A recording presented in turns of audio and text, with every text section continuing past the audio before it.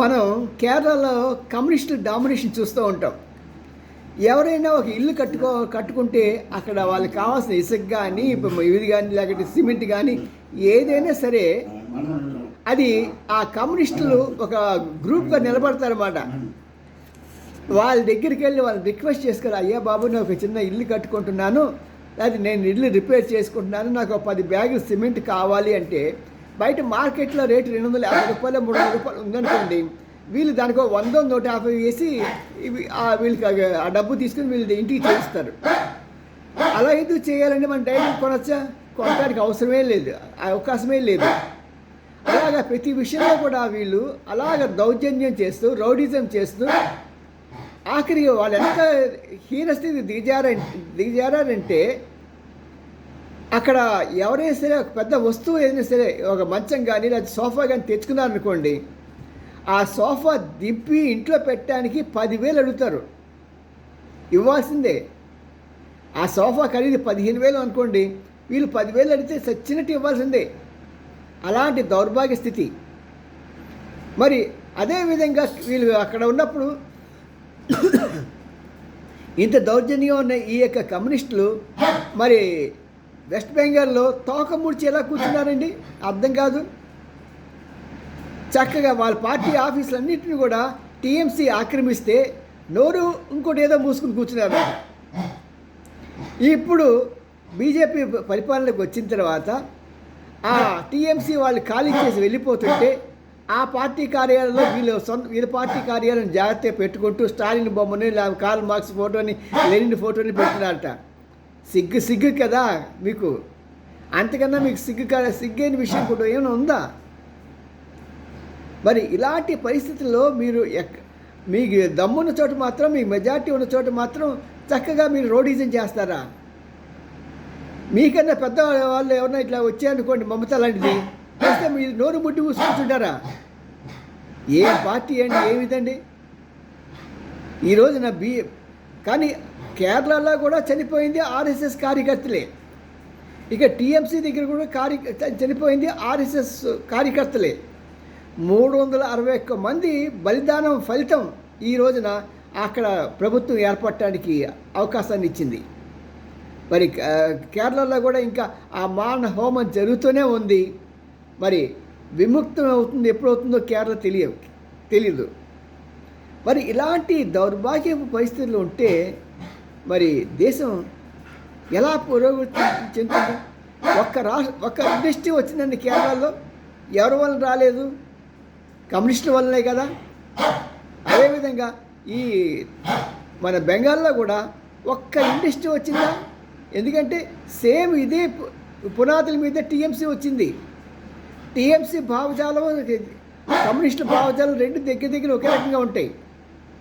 ఈవిడ పాపం టాటా వాళ్ళు నానా కారు పెడతామని చెప్పి పెద్ద ఫ్యాక్టరీ పెడితే నానా యాగి చేసి వాళ్ళు రానియకుండా పెద్ద గొడవ చేసింది మమత. ఒక్క ఫ్యాక్టరీ రావడానికి ఇష్టపడలా.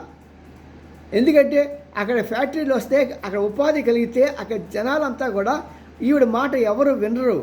బంగ్లాదేశ్ నుంచి వచ్చిన ఈ యొక్క టెర్రరిస్టులు కాంతిసీకులు ఉంటారు సరే, రెహాంగళ్ళు, వీళ్ళు మాత్రమే తన మాట వింటారు. కాబట్టి వాళ్ళని లోపరుచుకొని అలాగా తన యొక్క ఆధిపత్యత్వాన్ని దోపిడీ విధానాన్ని వాళ్ళని వాడుకుంది. అంతేకాకుండా హత్యలు చేయడానికి, మానభంగాలు చేయడానికి తనకి ఎవరైతే ఎదురు చెప్తారో వారందరినీ కూడా అలాంటి వారి ద్వారా ప్రతీకారం తీర్చుకుంది. ఒక స్త్రీగా అలాంటి చర్యలు చేయడం చాలా హీనమైన విషయం.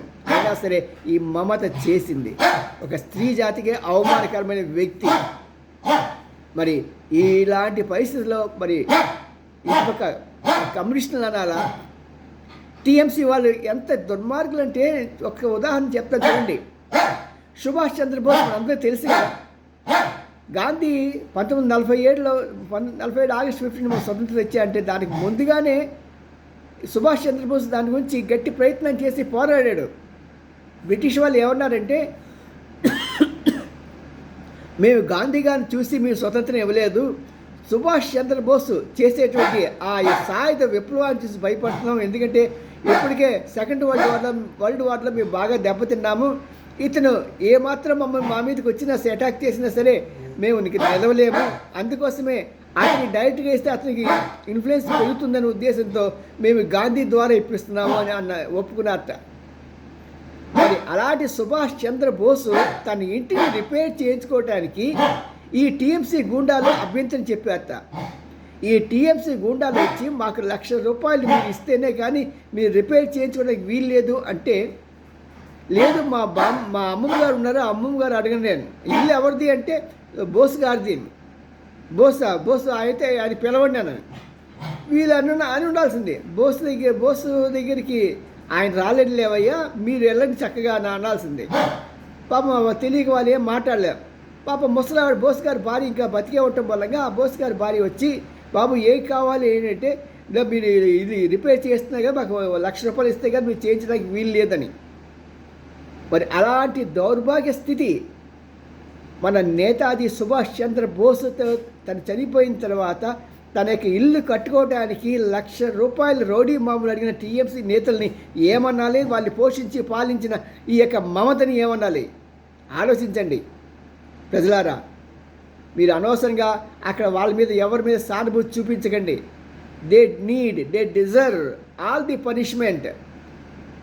మరి ఇప్పుడు రంగంలో దిగిన వాళ్ళని ఎవరిని కూడా మీ యొక్క అనవసరమైన చెత్త కామెంట్లతో మీరు దేశాన్ని అప్రతిష్ట పాలు చేయకండి. ఎవరికి ఎలా ట్రీట్ చేయాలో మోడీకి తెలుసు, షాకి తెలుసు, అక్కడ ఉన్న చీఫ్ మినిస్టర్ తెలుసు, ప్రత్యేకంగా వచ్చిన పోలీస్ అధికారికి తెలుసు. మీరేదో గొప్పవారు అనుకొని మీరేదో మీ మాటలతో మీరు చేస్తారని మీరు భావించకండి. అంతేకాకుండా అక్కడ ఉన్నటువంటి ఎన్జిఓలు అన్నీ కూడా సాధారణంగా ఎలా చేస్తున్నాయంటే, భారతదేశం ఏదైనా ప్రాజెక్ట్ ద్వారా ఎదుగుతుంది అంటే ఆ ప్రాజెక్ట్ ఎదగకుండా ఏదో రకంగా కిరికిరి చేసి హైకోర్టులకి సుప్రీంకోర్టులకి వెళ్ళి ఆ ప్రాజెక్ట్ని డిలే చేసే ఈ దౌర్భాగ్య స్థితిలో ఈ ఎన్జిఓలు ఉంటగా అది ఎన్జిఓల్ని అసలు నిర్మూలించాల్సిన అవసరం ఉందని మన ప్రధానమంత్రికి మేము విజ్ఞప్తి చేస్తున్నాం. ప్రజలంతా అదే కోరుకుంటున్నారు. ఈ ఎన్జిఓలన్నీ కూడా అప్పట్లో మనకి పాటేకర్ కావడం ఉండేవాడు, ఆ మంచి ప్రాజెక్ట్ని రాకుండా యాజిటేషన్ చేశారు. మరి ఇలాంటి దౌర్భాగ్య ఎన్జిఓలు కానీ పార్టీలు కానీ దేశంలో ఉండకుండా ఉండాలంటే ప్రజలు ముందుగా చైతన్యవంతులు అవ్వాలి. ఈ రోజున బెంగాల్లో హైందవులంతా కూడా ఐకమత్యంతో ఏకమయ్యారు. అదేవిధంగా ప్రతి రాష్ట్రంలో ఉన్న హిందువులంతా కూడా ఐక్యతగా ఉండి వాళ్ళు జరుగుతున్న విషయాలు చూసుకుని ఎవరు సరైన వాళ్ళ అనేది వాళ్ళని అధికారం ఇచ్చి ఆ రాష్ట్రాన్ని మన దేశాన్ని కాపాడుకోవాల్సిన అవసరం ఎంతైనా ఉంది. మీ ఎన్ రామ్జీ, సీనియర్ జర్నలిస్ట్, గుడిగడ్డ TV9. లైక్ చేయండి, షేర్ చేయండి, సబ్స్క్రైబ్ చేయడం మాత్రం అనకండి. బాయ్.